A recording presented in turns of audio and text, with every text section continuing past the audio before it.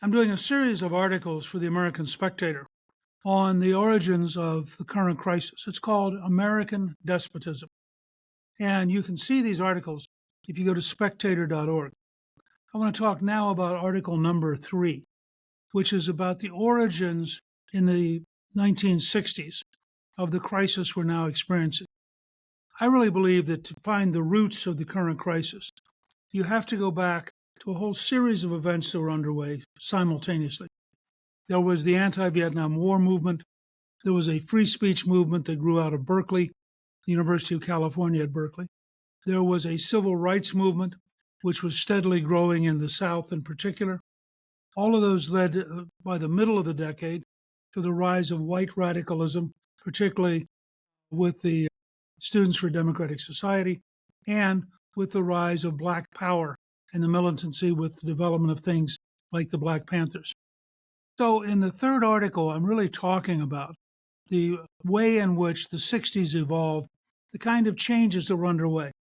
Things like the development of the birth control pill, the rise of freedom in terms of sexuality for women, the development of Betty Friedan's idea of the feminine mystique and the beginnings of a real women's liberation movement.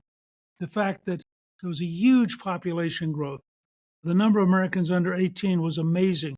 And so that whole wave of teenage energy, teenage music, you can almost sense the change if you listen to music from the mid-1950s and then music from the late 1960s.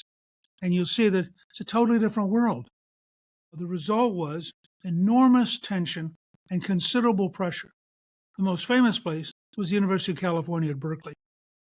One of the keys to the rise of the free speech movement at Berkeley was a professor, Herbert Marcuse, who'd come from Germany and who represented an effort to deconstruct all of Western civilization. So he was for challenging everything.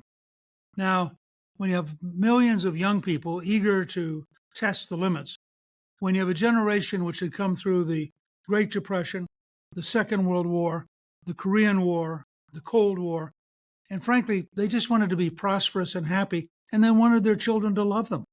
And so you didn't get a really serious counteraction to the nuttier ideas that were being developed. And the result was at Berkeley that there was constant turmoil. There were demonstrations. There were marches. There were on occasion riots. And in fact, by the mid-1960s, when Ronald Reagan was running for governor, the number one question he was asked at every public meeting is, what are you going to do about Berkeley? Because people saw it as a direct threat to the California way of life.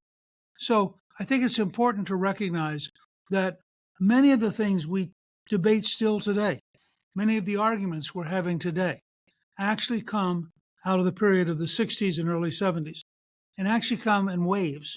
There's a huge wave of change in the 1960s. There are large marches.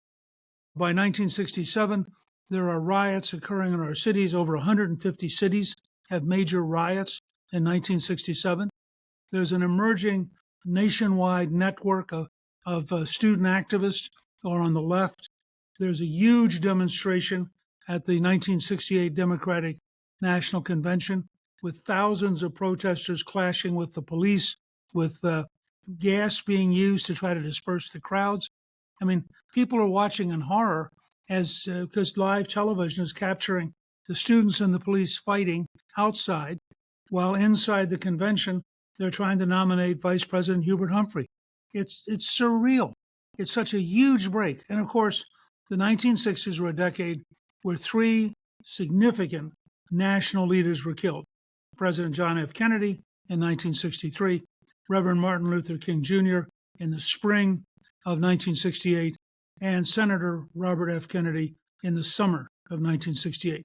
So the sense of turmoil, of confusion, of frustration, and in the background, the Vietnam War, which had mobilized millions of young Americans and which was fought without any sense of how we're going to win it.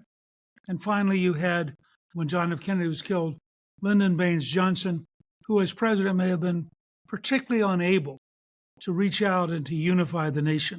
He just wasn't believed and wasn't trusted by most Americans. So the result was a level of turmoil which at an underground level continued all through the 70s and 80s and 90s and was the beginning of where we are today. And I'll be writing more about it, and you'll be able to see all of this at the American Spectator. Click on the link in the description below to read my piece in the American Spectator. My new book, March to the Majority, is now a bestseller and is available at Amazon and Barnes & Noble and retailers everywhere. Get it today by clicking on the link in the description below.